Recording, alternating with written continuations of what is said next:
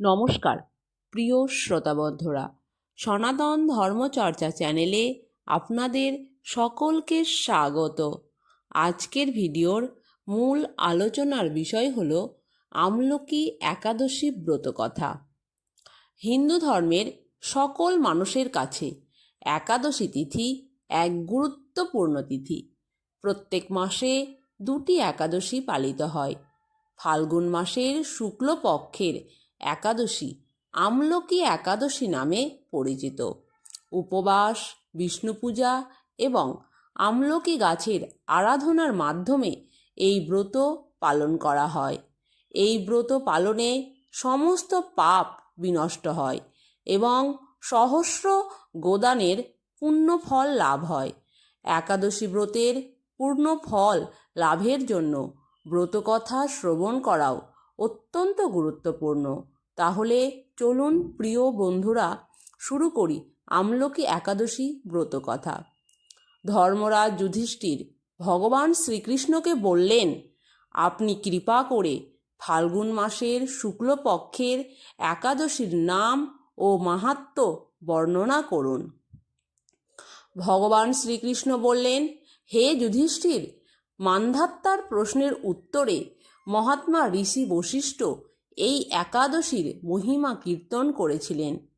আপনার কাছে সেই কথা বলছি। এই একাদশীর নাম আমলকি একাদশী। একাদশীর দিন আমলকি বৃক্ষের তলে রাত্রি জাগরণ করলে সহস্র গাভী দানের ফল লাভ হয়।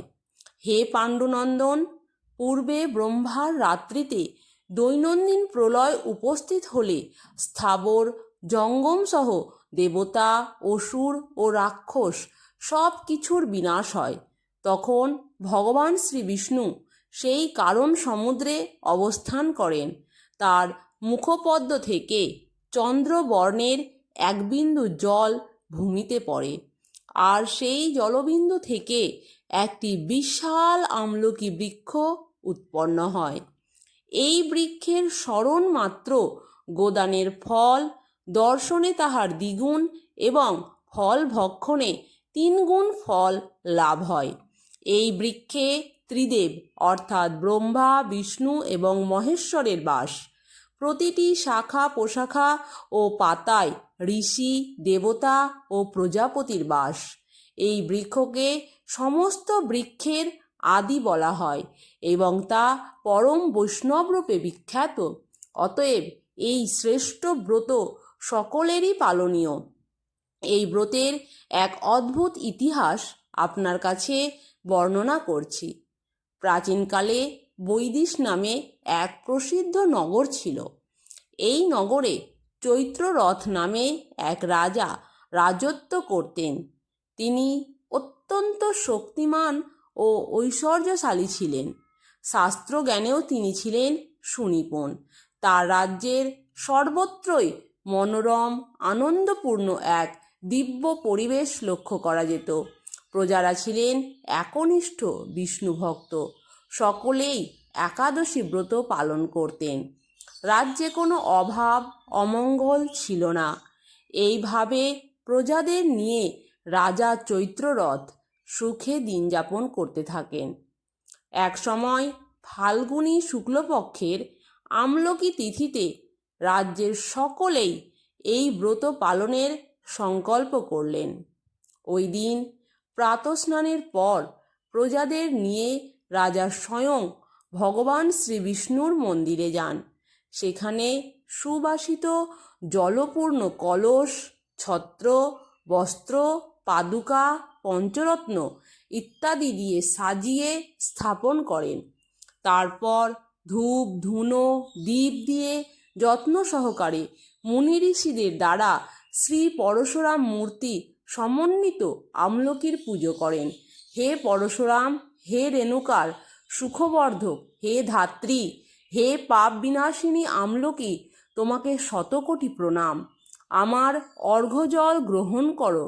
এইভাবে দিনে যথাবিধি পূজা, স্তব, স্তুতি, নৃত্যগীত করে রাজা ভক্তিভরে সেই বিষ্ণু মন্দিরে রাত্রি জাগরণ করতে লাগলেন। দৈবযোগে একটি ব্যাধ সেখানে উপস্থিত হয়। পূজার সামগ্রী সহ বহু ব্যক্তিকে একত্রে রাত্রি জাগরণ করতে দেখে সে কৌতূহলবশত বিষ্ণু মন্দিরে প্রবেশ করে বসে পড়ল।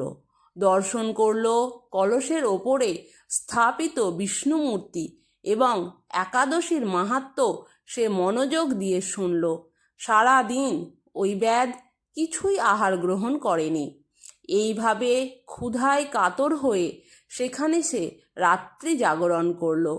পরদিন প্রজাসহ রাজা নগরের দিকে যাত্রা করলেন। সেই ব্যাধও তার গৃহে ফিরে এলো। কালক্রমে একসময় ব্যাধের মৃত্যু হলো। একাদশীতে রাত্রি জাগরণ ব্রতের প্রভাবে সেই ব্যাধ পরবর্তী জন্মে বিদুরথ নামক এক রাজার মহাবলী পুত্ররূপে জন্মগ্রহণ করেন। তার নাম হয় বসুরথ। 1,00,000 গ্রামের আধিপত্য তিনি লাভ করলেন। তিনি ছিলেন সূর্যের মতো তেজস্বী, চন্দ্রের মতো কান্তিমান ও পৃথিবীর মতো ক্ষমাশীল। বিভিন্ন সদ্গুণে ভূষিত বসুরথ পরম বিষ্ণুভক্তি পরায়ণ হন। রাজা বসুরথ একবার শিকার করতে গিয়ে পথ ভুলে যান। গভীর জঙ্গলের মধ্যে ক্ষুধায় পীড়িত হয়ে তিনি ক্লান্তিবশত শুয়ে পড়েন। এমন সময় কতকগুলি পর্বত নিবাসী ম্লেচ্ছ রাজার কাছে এসে নানাভাবে অত্যাচার করতে থাকে। রাজাকে তাদের শত্রু মনে করে তাকে হত্যা করতে চেষ্টা করে। পূর্বে এই রাজা আমাদের পিতা, মাতা, পুত্র, পৌত্র সবাইকে মেরে ফেলেছে, আমাদের গৃহ ছাড়া করেছে। এই রকম বলতে বলতে ম্লেচ্ছরা রাজাকে হত্যা করতে উদ্যত হয়। তারা তাদের বিভিন্ন অস্ত্র শস্ত্রে তাকে আঘাত করতে থাকে, কিন্তু আশ্চর্যের বিষয় তাদের সকল প্রচেষ্টা ব্যর্থ হয়। রাজার কোনো ক্ষতিই তারা সাধন করতে পারেনি, কারণ রাজার শরীর থেকে নানা অলঙ্কারে বিভূষিতা এক পরমা সুন্দরী স্ত্রী মূর্তি আবির্ভূতা হন। মহাশক্তিধারিণী ওই নারী অল্প সময়ের মধ্যেই সকল পাপী ম্লেচ্ছকে নিধন করল। রাজার নিদ্রাভঙ্গ হল। এই ভয়ানক হত্যাকাণ্ড দেখে রাজা অত্যন্ত বিস্মিত হলেন। তিনি বলতে লাগলেন, আহা, আমাদের শত্রুদের কে হত্যা করে আমার প্রাণ কে রক্ষা করল? এমন কৃপালু কে আছে? আমি তার প্রতি আমার কৃতজ্ঞতা প্রকাশ করছি। এমন সময়ে দৈববাণী হল, ভগবান শ্রী বিষ্ণু ব্যতীত আর কে আছে? দৈববাণী শুনে তিনি ভক্তিযুক্ত চিত্তে গৃহে ফিরে এলেন। তারপর প্রজাসহ মহাসুখে দেবরাজ ইন্দ্রের মতো নিষ্কণ্টক রাজ্য ভোগ করতে লাগলেন। বশিষ্ঠ বললেন, হে রাজন, যে মানুষ এই পরম উত্তম আমলকি একাদশী ব্রত পালন করেন তিনি নিঃসন্দেহে বিষ্ণুলোক প্রাপ্ত হন। এই ছিল আমলকি একাদশী ব্রত কথা। এই ছিল আজকের ভিডিওটি কেমন লাগলো তা কমেন্টে লিখুন। ভালো লাগলে অবশ্যই লাইক ও শেয়ার করুন। চ্যানেলে নতুন হলে চ্যানেলটি সাবস্ক্রাইব করতে একেবারেই ভুলবেন না।